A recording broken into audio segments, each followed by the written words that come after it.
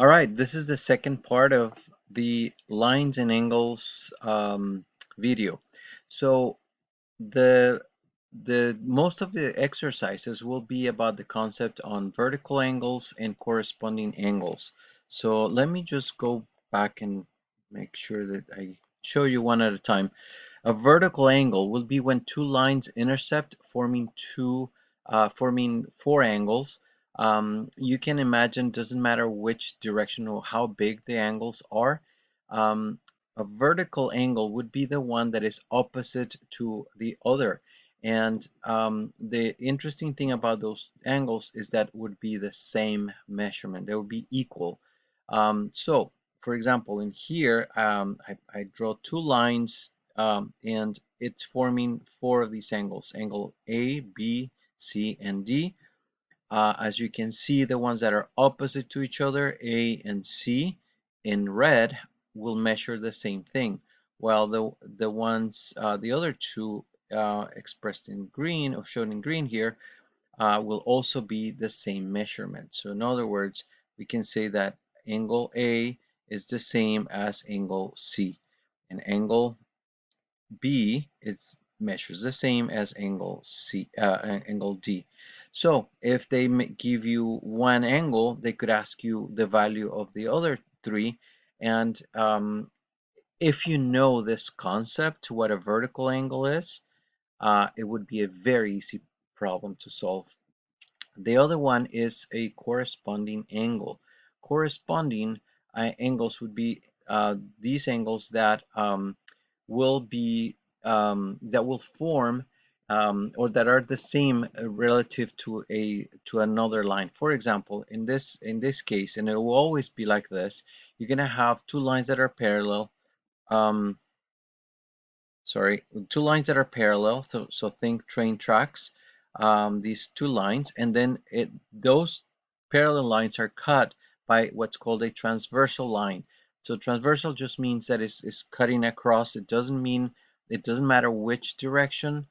It could be completely straight down, different angle.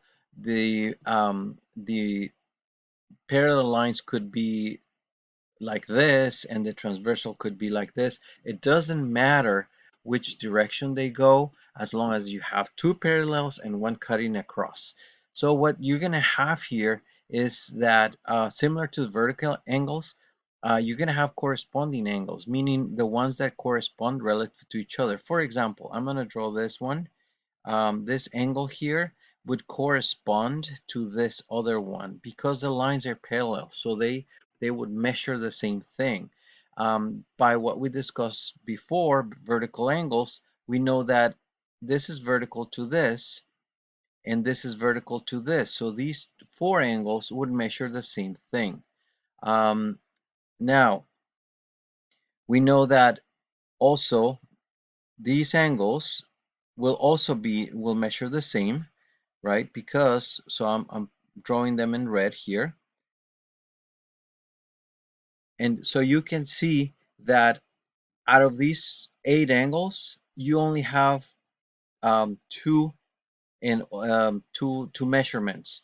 The ones in green, the ones in red, and all four of the red ones will measure the same thing, and all four of the green ones will measure the same thing.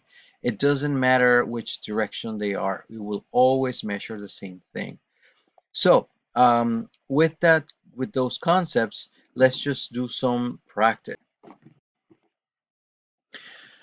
Let's start with this exercise. This is one of the examples on chapter 33 of the official guide of HiSET official guide.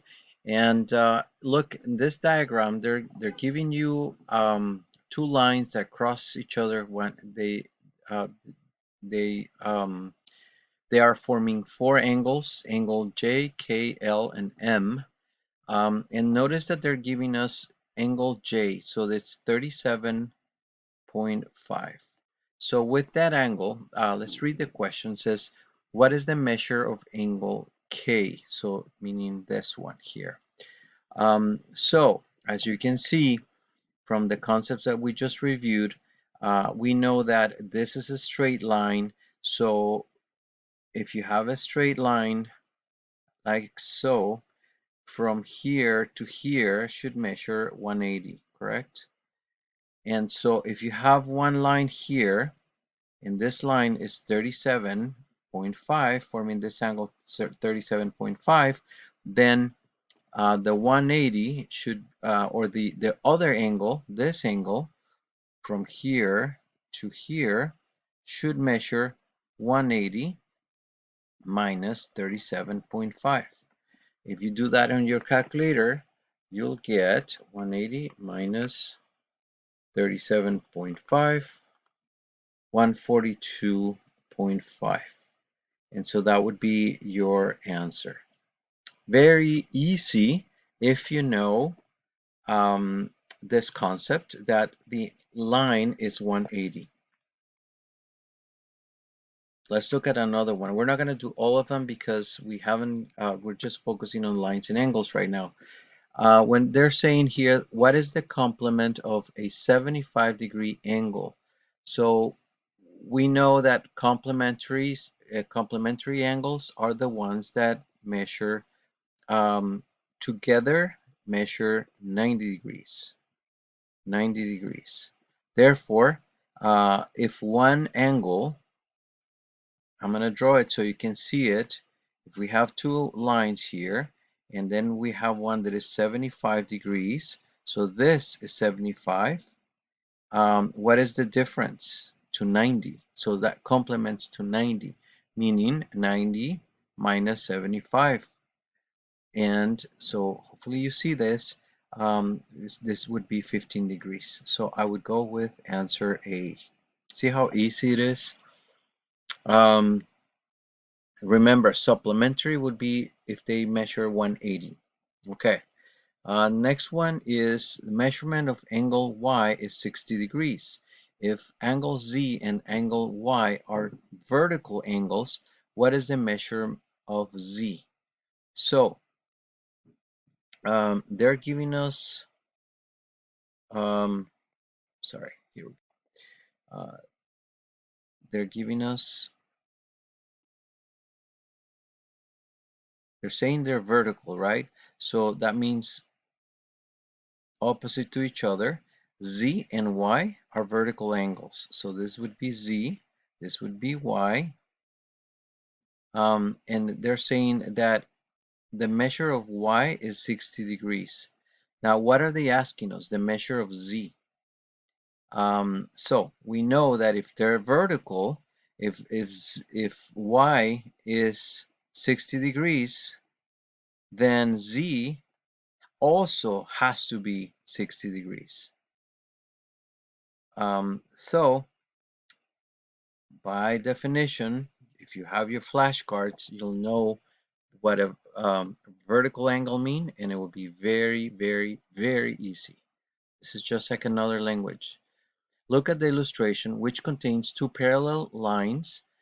The measure of angle C is 65 degrees.